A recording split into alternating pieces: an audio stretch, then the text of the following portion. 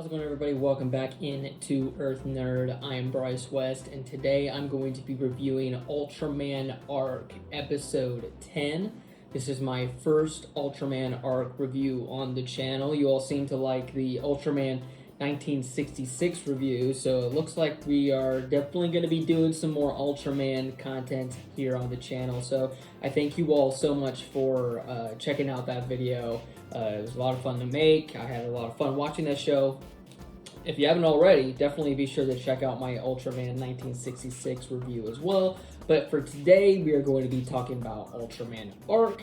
And if you want to know my thoughts on the episodes prior to episode 10, around halfway through the show, like I did with Boom Boonger, I will be doing an Ultraman Arc so far review. So definitely stay tuned for that in the coming weeks. But as for this episode, basically the Skip is analyzing some weird readings from space. They're going, something weird's going on up there. We need to figure out what's going on. There's some suspicious radio wave activity going on in the city.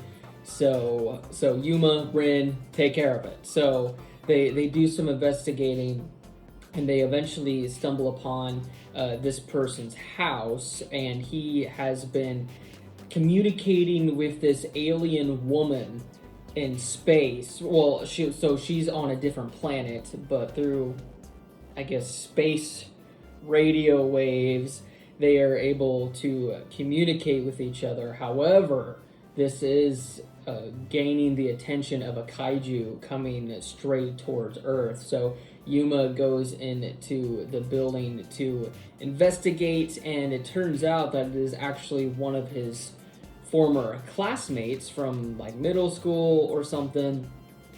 And so he goes like, "Hey, what's up?" And then the guy goes, "I didn't like you in middle school. Why are you talking to me?" And and he's like, "Hey, bro, like we just have received some weird radio signals. You know, there's a kaiju on the way. Just wondering if it was you." And he's like, "No, go away." And so so Yuma leaves, and then, you know, he continues to spy on him through the door as he continues to talk to this alien woman. And then Rin walks up and goes like, and then Yuma tells her like, "Hey, like this is our guy right here." So they go back to the base to figure things out, and Hiroshi Ban, the chief, is like, "You know, we can get like a warrant and just to stop this right now."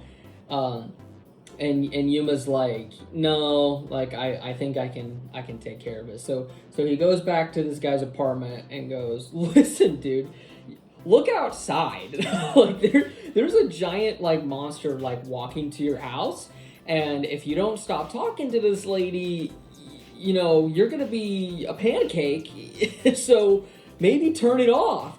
And he's like, "No, like this is the only friend I've ever had," and stuff like that. He's very emotionally attached to this woman, and they have like this like brawl in the apartment. He refuses to shut the thing off. The woman on the radio wave reveals that she is the last person remaining on her planet. Everyone is dead, and the rest of the planet is going to be gone here soon. So this is going to be her last transmission, and he absolutely loses it. And so eventually Ultraman shows up through a vision on one of the TVs to Yuma and is like, "Hey, might want to go outside and take care of that." And so Yuma transforms into Ultraman, and Ultraman Arc, I guess, because it's a new show, you gotta have the subtitle too. But because they literally call him Ultraman Arc, or sometimes just Arc. But anyway, so he starts fighting the kaiju, and eventually it's found out that the kaiju is reacting to not just the radio waves, but different kinds of sound waves as well. So these jets are flying over top to shoot missiles at him, and then he starts flying off after the jets because of the sound waves that it is giving off. So eventually Arc realizes this and, I don't know, gets one of his spinny things and is like, hey, come here. And then he is able to lure the monster out into space, and he is able to chuck his spinny thing, and the monster follows it into oblivion. Now, I thought it was pretty interesting. We don't get a full on monster destruction episode. I just got done watching Ultraman 1966, and that show can get pretty brutal. It seems like with the more recent shows, they're more inclined to do some episodes where they're like, maybe this one shouldn't be obliterated. Maybe there are other ways to deal with these kaiju threats, because they are living beings, and a lot of the times they just like kind of show up through happenstance. So, or they're like native creatures, So I do like every once in a while seeing a story where they just don't blow up the monster at the end and actually come up with a creative solution that saves the city while also not having to spare the life of the kaiju.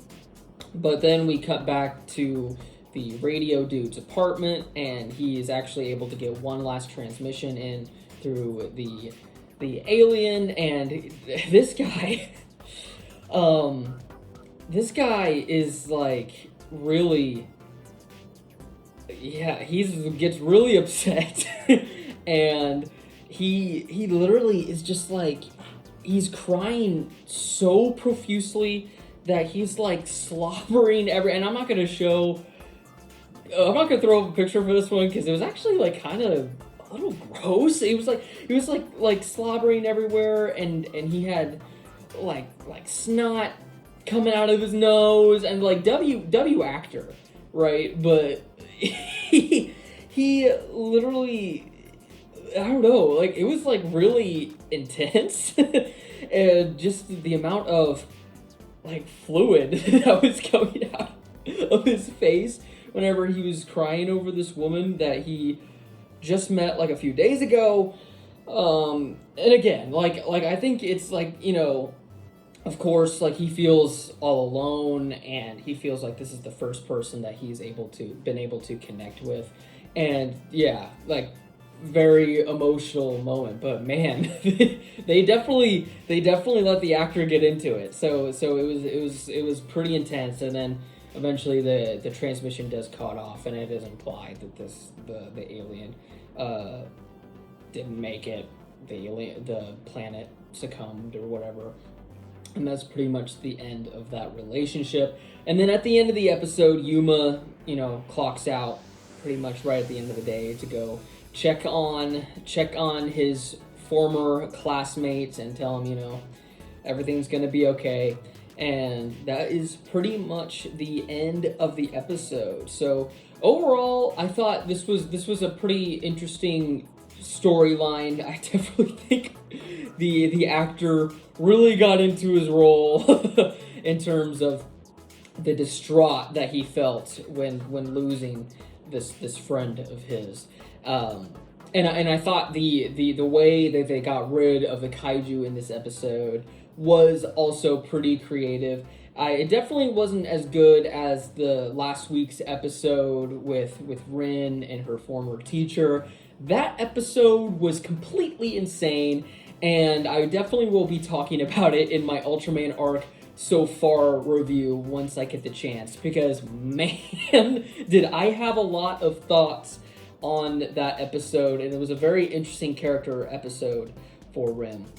But yeah, overall, solid episode. There wasn't really too much to write home about. It wasn't anything too crazy, but it also was definitely a very serviceable episode of the show. And since this is my first review, I will just say overall I am enjoying what I've seen from Ultraman Arc so far. I know a lot of people enjoyed Blazar, and to me, I wish I enjoyed Blazar, but I liked the cast so much, but I don't think a lot of the characters got a lot to do. It wasn't a very evenly focused show. This show feels a lot more evenly focused throughout its characters, which I am enjoying a lot more. But yeah, that is my thoughts on Ultraman Arc episode 10. Tomorrow I will be talking about Kamen Rider Gabu episode 3. And then later on Monday, I will also be talking about the latest episode of Boom Boonger. So there's a lot of content coming onto the channel. So if you want to see more, definitely be sure to hit that subscribe button. We're talking about all things tokusatsu right now, and it's been an absolute blast. So once again, let me know your thoughts on Ultraman Arc episode 10 in the comments below. And thank you all so much for watching. Take care.